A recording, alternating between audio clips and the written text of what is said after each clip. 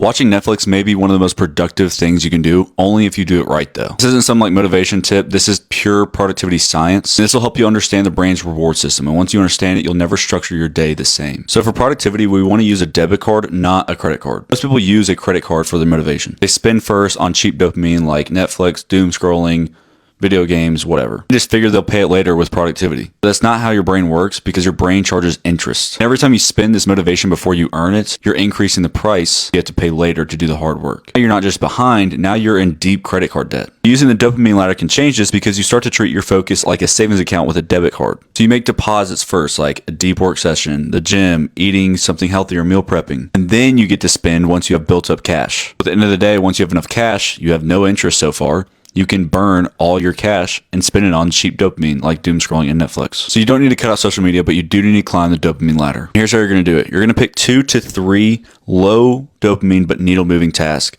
like meal prepping or deep work. Once you've identified these 2 to 3 tasks for yourself, then the rules of the game are simple. You can't keep climbing the ladder until the previous 2 or 3 steps have been completed. So you start down here and you don't have any phone, any Netflix, any video games, nothing. Then once these 2 or 3 steps are done, you can move on to higher rungs and keep climbing the ladder. These are going to be a little bit more enjoyable, but they still aren't going to be cheap dopamine. So they could be a workout or learning a skill on YouTube or a course. Near the end of our day, we climbed all the rungs of our ladder. We can finally reach the top of our ladder and enjoy our Netflix, doom scrolling, whatever. When you start to climb the ladder like this, over time, your brain starts to rewire. It begins to associate working hard with the reward afterwards. Anticipation for a reward releases dopamine, giving you a more motivated state to do this work down here. And now you just reverse engineered your brain's reward system. And you're going to get a lot more stuff done while still enjoying Netflix.